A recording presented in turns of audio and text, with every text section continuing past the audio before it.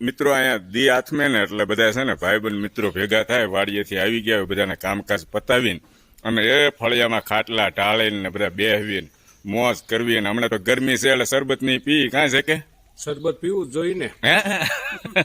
અને